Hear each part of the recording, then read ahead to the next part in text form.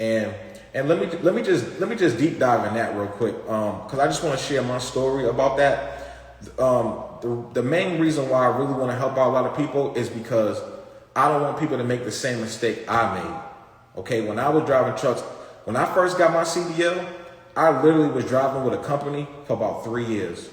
I drove a CRST for about a year. That's where I got my CDL. I went to CRST, and then I ended up going to Heartland Express, and I spent 2 years of my youth doing that.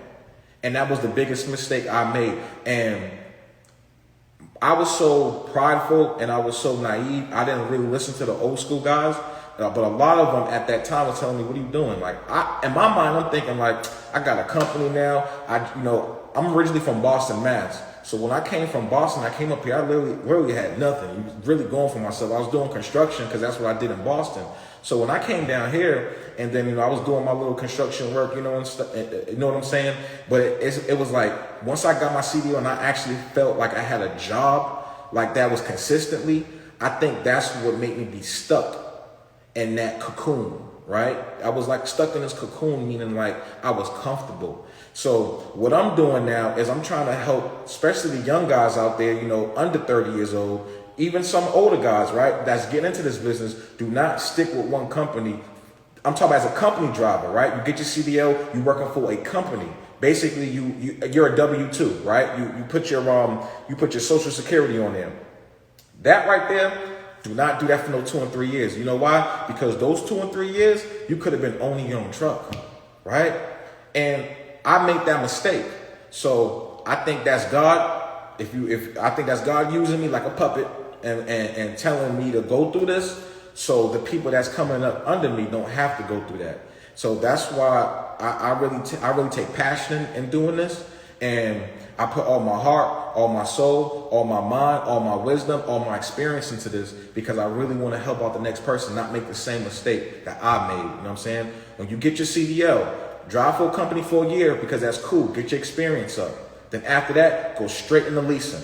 Or if you done saved up some good money as a company driver, right? And you got a good credit score, right? Which I didn't have.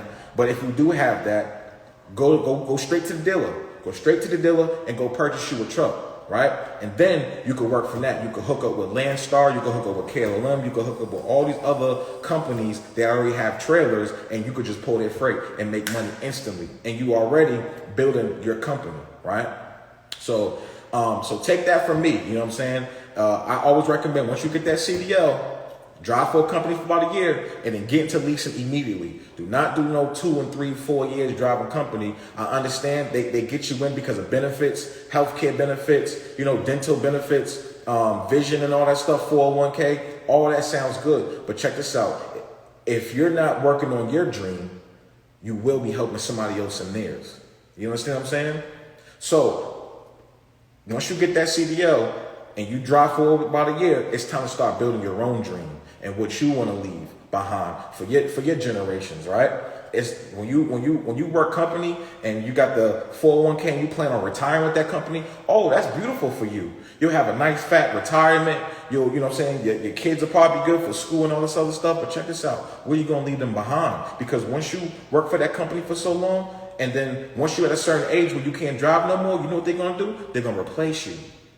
So all that wealth that you accumulated, yeah, you might leave your kids $50,000. You might leave your kids $100,000. But what's better, leaving them some money or leaving them a business where they can actually make their own money and actually build the family legacy so their kids and kids' can all work for what you started. What you start is today. You know what I'm saying? So you have to be in that mindset of, how can I do it today? Don't try to look 20, 30 years. How can you start building your legacy today? One thing about transportation, that thing ain't going nowhere. If trucks was to go autonomous, which I believe that's going to happen within the next 5, 10 years, they're going to go autonomous. They're going to be robot trucks going down the road. I already see them down the highway, when I'm certain places that I'm going to. They do have a driver in there, but when I get out and talk to the driver, they tell me the truck drives itself. It's coming, okay? You need to be able to be prepared for that. If you are a company driver, let me tell you this right now, your job is at risk. And it's at risk because They're either going to not fire you, but what's going to happen is they're going to decrease your pay to the state minimum. So if the state minimum is $18, $20 an hour, whatever it is at that time, 5, 10 years, the minimum wage might go up. That's what they're going to pay you at. If you own your truck, check this out. I could put a driver in there, or let's say it gets to a point where it doesn't need a driver in there. I can still own that truck. So because I own that truck, they can't pay me minimum. I got to get paid to move that load because I own that truck. So the price of the freight ain't never going to change. That's what you got to understand. The price of that freight is never going to change. If anything, it's going to keep going up. The only one that's going to benefit from the price of that freight going up is you, because you worked your way up to become an owner. And this is why I try to get drivers to, work for a company for a while. I understand it. That's how the world works. You're going to have owners, you're going to have bosses, then you're going to have employees. The world can't work without the two, okay? But here's the difference. You need to be able to work company or an employee to gain experience so you can get to the next level. Okay, it's all about evolving, because there's somebody coming up under you that's probably going to work for you, and you can give him the game, right? And tell him like, hey, eventually you need to own your own truck. That's how you have to be, right? Okay, so to keep that in mind, that yes, if you're an owner operator and that autonomous truck stuff comes, guess what? You'll be in a better situation. Okay, I say between the next 5 to 10 years. I'm not going to say 20, 30 years. I don't think that's happening, because they are already working on it today. Elon Musk, Walmart, Amazon, what's his name? Jeff Bezos, they're working on that right now. So, but the only people that's not going to be at risk is people who own their trucks. I mean, like nurses and stuff, nurses are going to be replaced. In China, they already got a robot that can actually do everything like a nurse can do, as far as like check temperatures and like diagnose and all this other stuff. So you got to a lot of people that have like low skilled labor jobs like that, that's going to be replaced. It's already happening now at Walmart and Kroger's and stuff like that. Anything that machine can do, they're going to try to put all their money into it to get it done, which means a lot of people are going to be out of a job, which trickles down to a lot of people are going to be homeless. If you look now, the homelessness is crazy. California, Atlanta, Georgia, Miami. Just go around all the big spots in all the big cities that's in America. Homelessness is on a rocket right now, right? So that's a whole other ball game. So how are you preparing yourself to get ahead of it, right? Because if you don't prepare yourself, I swear, you go to sleep every day, and when you wake up, it's going to be a whole new reality. Because they're putting it in your face right now, but we're just overlooking it. We're just overlooking it like, nah, I don't see it happening. The next thing you know, you wake up, however long, 5, 10 years, because you go to sleep every night, you're going to wake up, and guess what? You're going to see that everything just changes. All right, so keep that in mind, y'all, all right? Let's see, another question was, how long until I get my own truck? Like I said, I kind of answered that in the first question.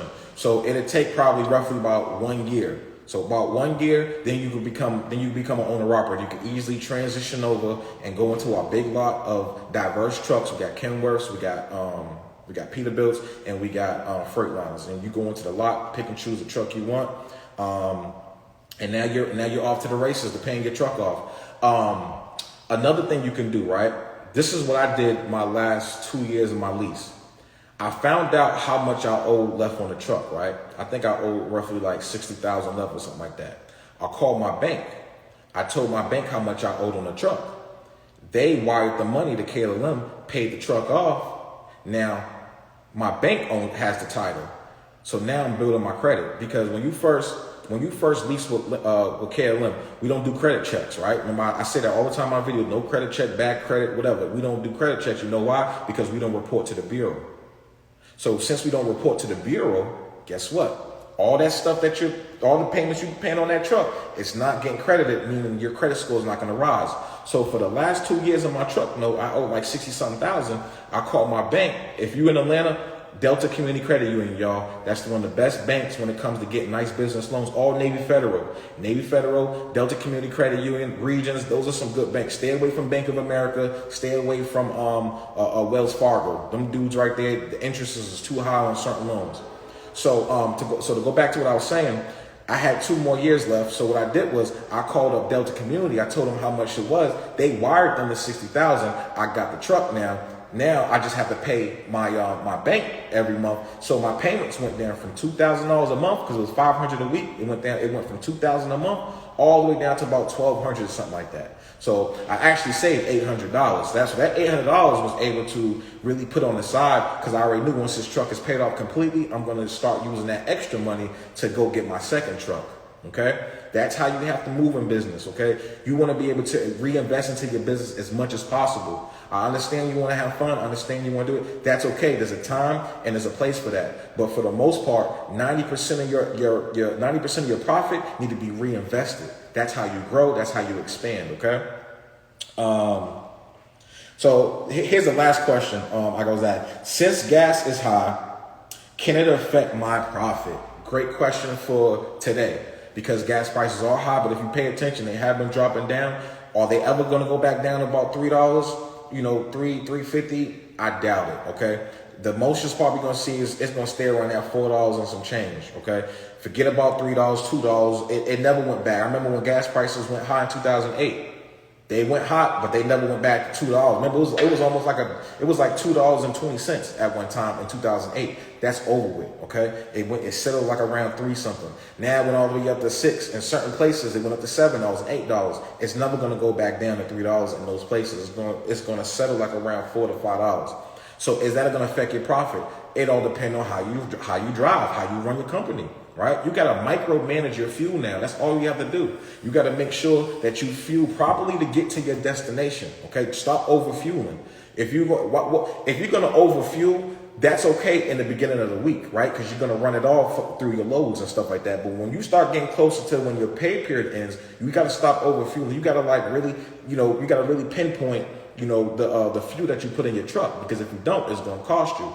Number 2, you can negotiate good rates with the brokers, right? You can do that, especially if you're in a certain area where they don't have a lot of trucks at. Guess what? Ding, ding, ding, ding. That's a win for you. Okay? So far as profit wise, it doesn't affect at all. Matter of fact, it starts to grow, especially when these gas prices are growing. Guess what? That just means that the freight's going to grow, right? Because guess who's going to pay that? You, the consumer, me. I'm a consumer too. Every time I go to Walmart, every time I go to Target, and all them prices is high. Cereal, milk, meat, everything, all those are high, right? Because they got to pay the distributor companies. They got to pay the manufacturer company. They got to pay them. You know why they got to pay them? Because gas prices are high, and they got to pay the truck drivers, the transportation companies, to move it. Because I tell you right now, if all the truckers say, you know what, we ain't moving this freight, gas price too high, y'all not paying us high enough. If all the trucking companies decide, guess what? How we going to get our goods? How we going to get our food? How the doctors going to get their medical supplies? How the hotels are going to get their towels and and the stuff that they need to run their hotels, right? The furniture. How's everything going to run smoothly if there's no truck moving it? They haven't figured a way out to fix that problem. What you going to put on the airplane? Okay, airplane only could land at the airport. It still has to leave that airport to get to its destination. Yes, we got trucks. Yes, we got trains. Trains only can go east to west, north to south. And then once they get to where they're at the port, it got to be unloaded to get to that specific shipper in that small city, which means it has to get on a smaller truck to be delivered. How's that? Just tell me how that all going to work if all the truck companies say, no, we're done. Prices are too high. Come on. Got to think about that. So if gas prices going up, guess what? Eventually the freight will catch up, because if it don't, the economy's done. The economy's done, and I don't care how much money you got working at your job. Guess what? Whoever's working at that job and who owns that job that you work for, he got to eat too. He got to survive too. And he's relying on the truck for his goods. That owner, that CEO of whatever, the CEO of Walmart, the CEO of Amazon, the CEO of whatever company you work for, he got to eat too. How he gonna eat if all the truckers decide to say, nah, we ain't moving no freight, gas prices too high, we good? Think about that. You know what I'm saying? So, so to answer your question, right? As long as there's freight being moved and being bought, as long as we using our hard-earned money to go to these stores to purchase things, buying sneakers, right? I'm a sneakerhead, right? I love buying sneakers. Guess what? That has to be shipped on a truck, right? So to answer your question, right? Since gas is high, can it affect my profit? It will not affect your profit, but you just have to micromanage your fuel now. That's all you have to do. But that's pretty much it, though. Hopefully I answered y'all questions for you. If you have any more questions, make sure you send me a DM about anything about trucking. I'm giving free game, and I'm not charging for this. I make my money other ways. I know a lot of people have programs out there trying to teach people, and I'm not knocking their hustle, man. That's what people do. But I also do know a lot of people are scamming out there trying to do that stuff, offering all these programs and stuff like that, and you got to pay them to be educated. Well, I never understood that. You know what I'm saying? If God takes care of you in so many different ways, you shouldn't have to be paying to get certain things, man. Like, you can't take none of the stuff when you're dead, man. You can't take knowledge with you. You can't take money with you. All you can do is pass it on. And that's all I'm trying to do. You know what I'm saying? I don't have to know you to bless you. You know what I'm saying? I don't have to know you. I'm saying it again. I don't have to know you to bless you. You know what I'm saying? But that's pretty much it, though. So like I said, if y'all got any more questions, make sure y'all tap in with me. I'll do my best to answer those for you, right? Like I said, I just want everybody to win. I want everybody to win. I want everybody to be successful, and I want everybody to be able to gain knowledge, right? So you can pass that information on to somebody up under you, right? And we all grow. We all network together. We all build our dynasty together, right? For you and your family, just like I'm doing for mine. You know what I'm saying? The transportation company transformed my life. You know what I'm saying? The transportation company transformed my life. Like I said, I grew up in Boston, Mass. I was doing construction, great money up there, but when I came down here, it's different. The South is different when it comes to construction work. You know, you have a lot of, immigrants coming over here taking those types of jobs, you know what I'm saying? And up north, they didn't allow that. There was a painters union or a construction union, a plumbers union that protected that. Down here, it ain't no protection down here. So when I came down here, literally with nothing, trying to build my life, trying to build my legacy, it was tough for me, you know what I'm saying? But one thing about trucking, I'm a smart dude, man. And I'm smart because I listen to other people who are smarter. And I will forever be a listener. I will forever be learning before I be teaching. I'm gonna always be a great learner because I like to what? Listen. I love to listen, man. God gave you 2 ears and 1 mouth for a reason. You gotta listen, pay attention. When I first came down here, I was watching all the trucks. I was watching how people talk about it. I said, this makes sense. If all these trucks are on this highway like this, somebody got to be paying them to move. And that's how I got into it. I simply didn't get into it because, I love trucks. No, I got into it based off of me being a businessman and thinking this is where the money's at. And it ain't going nowhere no time soon. It changed my life ever since. And that was back in 2014. You know what I'm saying?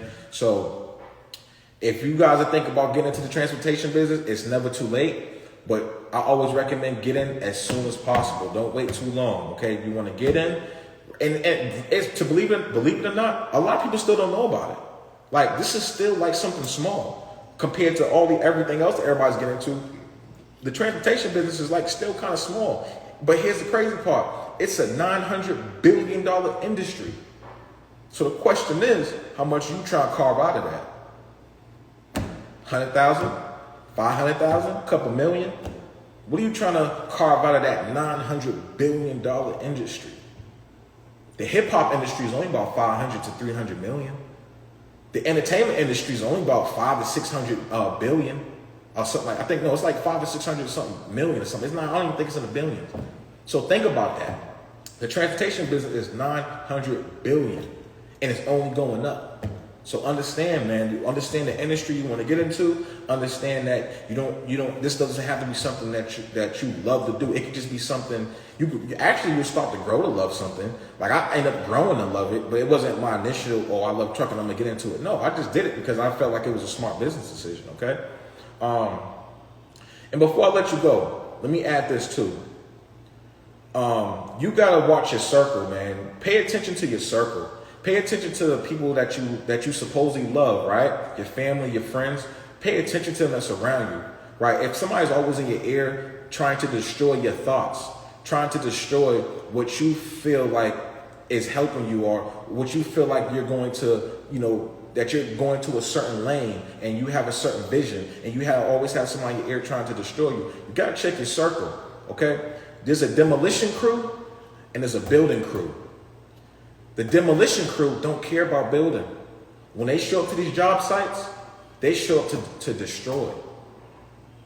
When you got a building crew, they show up to build skyscrapers. They show up to build. Who's in your circle? Who's in your crew? It's impossible for you to build something if you got people around you who wants to destroy something. Okay, you get what I'm saying? So you got to do a self-evaluation about that, about the people that's around you. I know you may feel like you have history with a person, right? You have history with this person, this, that, and the third. But if that person is always being destructive in your life, always being negative, no, I don't think you should do that, bro. I don't think you should do it. You know what's the best way you can tell? You ever had some good news? Like some good news happened to your life, and they're not happy for you? They're supposed to be like a mirror reflection of you. Even if they don't feel like what you're doing is a good decision, because you're happy and it brings you peace, they should automatically be that way for you. So pay attention to that, right? Because that's the first sign of, I really don't care for you like that. If anything, I see what you're doing, and I think I can, try to pull you away from that. There's people in your life that'll do that to you, and they're doing that to you because in their mind they're down. In their mind, they don't see themselves evolving, so they don't want you to evolve. Okay? The old saying, crabs in the bucket. They keep pulling you down when you're trying to climb out. Check your circle. Do you have a demolition crew, or do you have a crew of builders? Because one thing about builders build. Okay? You got to start connecting and networking with people who's going where you're going. I know that's tough and challenged because you don't have a history with a person, but that could be your downfall. It's not about, one thing about people from your past, right? I'm not knocking. Listen, I got a whole bunch of friends from my past, and I love them to this day, right? If I love you, I'll die for you. That's how I feel. Like if I really love you, I'll protect you. I'll do whatever it takes for you. I'll fight for you. And I have a bunch of friends like that from my past, from growing up, right? But you got to understand that doesn't mean that you cut off the people you need to build with. Because the people that you need to build with don't really care about your past. They only care about your future. That's all they see. See, you ever have people that, remember you used to do this, remember we used to do this? This is the people from your past. Remember you used to do that? I get it. It's good to reminisce and hear that. But check this out. They're connecting with you based on who you was. And here's the thing. You're not who you used to be. You're not who you used to be. But they think they know who you are because of who you used to be. But people, when you're connecting with people from your future, when you're connecting with people to go toward your future, it ain't about the past. I'm only connecting with you because of where you're going.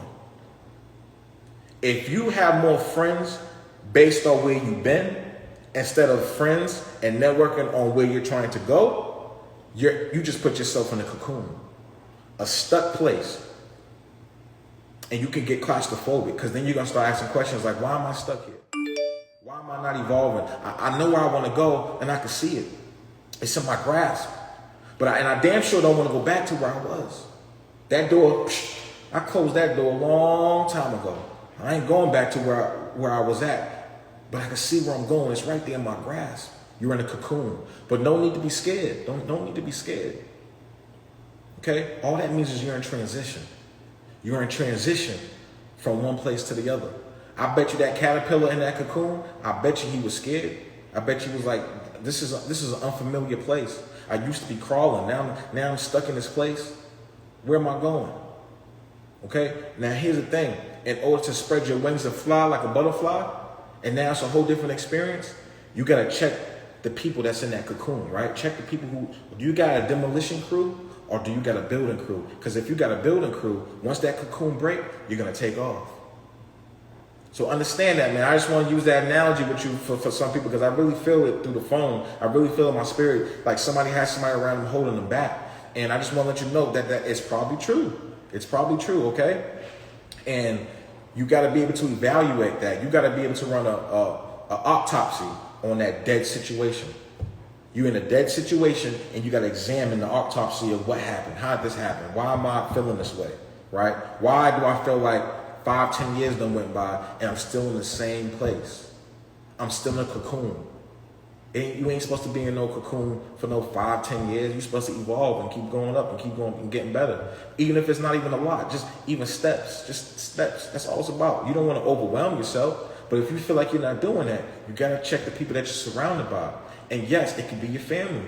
It's not just friends and just strangers. It's the people that you supposedly love. So keep that in mind, man. You know what I'm saying? Because I want to see everybody win. And there's certain circles I go into. I could tell that circle right there, that ain't good for my man. I be telling him too, like, yo, bro, you gotta check the people that's around you, bro. I'll just keep it real with you, man, because I feel energy. Like everybody should be able to feel energy. Some people are more intelligent with it, and some people are not. So the people that are not intelligent with their energy or understand energy, they end up walking into those types of situations, and they start building a home in an uncomfortable situation. See what I'm saying? You don't want to build no home in no uncomfortable situation. You don't want to do that. And a lot of people end up doing that, right? So when I noticed that, me just being who I am and just keeping it real, like, I just be straight up telling him, like, yo, bro, that ain't it, bro. I'm telling you that I can feel that dude's energy. It ain't for you, bro. He trying to go this path, and you're trying to go this path. That's not gonna work. It's not gonna work, man. So but like I said, hopefully I answered y'all question, man. Thanks for tapping in with me. I'll keep this posted up here so y'all can, play it back and pick whatever you want to pick from it. You know what I'm saying? And like I said, hopefully I answered your question. Get back in touch with me if you have any more questions, whether it's with KLM, whether it's with trucking, whatever comes in your mind, whatever you think of, tap in with me. I got you, all right? I'll catch up with y'all. Y'all be good.